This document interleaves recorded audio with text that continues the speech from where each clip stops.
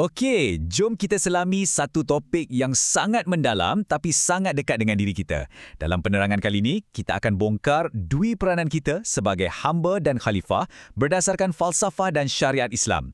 Sebenarnya kan, ini bukan sekadar konsep yang bentuk identiti spiritual kita tau, tapi ia juga adalah pelan tindakan untuk kita urus dunia nyata ni. Bayangkan lingkungan pengaruh yang kita ada hari ini. Semuanya terletak di tangan kita. Dari binaan bandaraya mega dan pencakar langit yang serba canggih, sampailah kepada sebatang pokok kecil yang kita tanam ke halaman rumah. Pendek kata, kitalah penjaga mutlak alam ni. Supaya perbincangan kita ni lebih mudah nak hadam, kita akan gerak secara berperingkat. Kita mulakan dengan konsep hamba dan khalifah, lepas tu tujuan penciptaan manusia, diikuti 3 dimensi tanggungjawab, kepentingan melaksanakan tanggungjawab, dan last kali, kita tengok apa punca dan kesan kalau kita abaikan semua ni. Okey, kita terus masuk bahagian pertama. Apa sebenarnya konsep hamba dan khalifah ni? Mungkin ada yang terfikir, macam mana nak jadi hamba yang tunduk, tapi dalam masa sama berkuasa sebagai khalifah. Sebenarnya, dua peranan ni langsung tak bertentangan. Ia saling melengkapi. Kita tak akan boleh jadi pentadbir yang adil dan berkesan kat muka bumi ni kalau kita tak tunduk sepenuhnya kepada undang-undang pencipta. Kena ada balance tu. Bila dengar perkataan hamba, tolong jangan bayangkan benda yang negatif atau menghina. Dalam konteks kita ni, menjadi hamba adalah satu penghormatan kelas pertama. Ia anugerah eksklusif yang angkat darjat manusia lebih tinggi dari segala makhluk lain. Macam mana kita nak zahirkan benda ni? Mudah je, melalui kekuatan akidah, cara kita patuh syariat dan semestinya akhlak kita setiap hari. Masuk bahagian kedua. Sebenarnya, apa tujuan spesifik kita diciptakan? Kat sinilah nampaknya keindahan dualiti kita. Di satu sisi, kita dituntut untuk jaga hubungan spiritual melalui ibadah. Dan di sisi lain, kita kena kejar kemajuan material dan duniawi. Tak ada istilah kena pilih satu je tau. Pembangunan rohani dan pembangunan negara tu wajib jalan seiringan. Paksi utama kenapa kita wujud ada disebut dengan sangat jelas. Matlamat nombor 1 adalah pengabdian dan ibadah. Kalau kita hilang paksi ni, ibaratnya seluruh struktur hidup kita akan goyah dan hilang keseimbangan. Ini core business kita. Dan berkait dengan peranan khalifah pula, status, kuasa atau kelebihan yang kita ada sekarang ni, semuanya adalah ujian langsung. Ujian untuk tengok macam mana kita urus kurnian Tuhan. Ia sama sekali bukan lesen besar untuk kita bersikap sombong, tapi sebenarnya satu tanggungjawab yang sangat berat.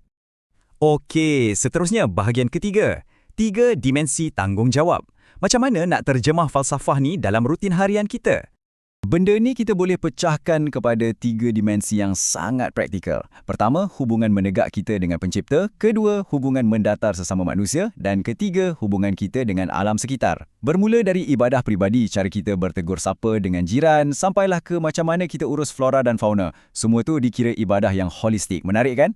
Bahagian keempat, kenapa penting sangat nak laksanakan tanggungjawab-tanggungjawab ni? Apa untungnya untuk masyarakat kita?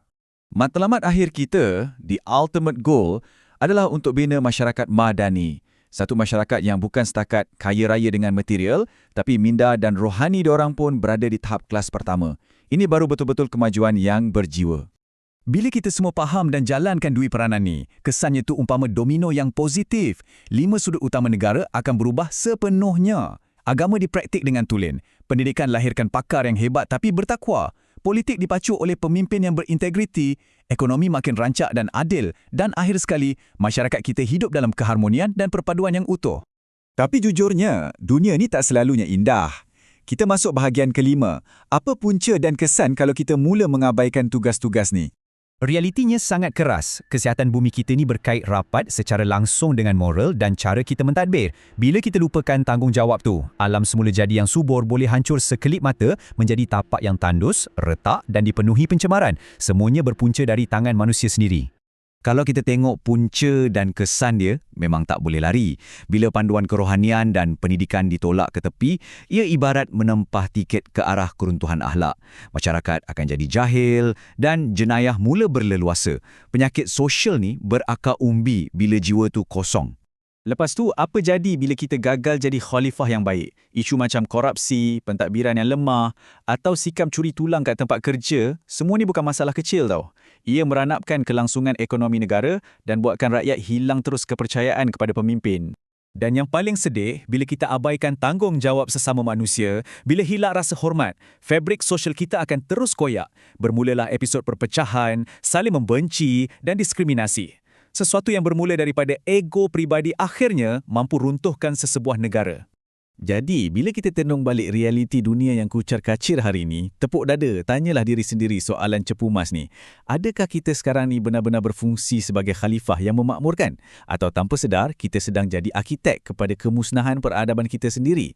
Teruskan refleksi diri, upgrade ilmu kita dan jom sama-sama tinggalkan dunia ni dalam keadaan yang lebih baik. Terima kasih sebab sudi luangkan masa bersama saya untuk penerangan kali ini.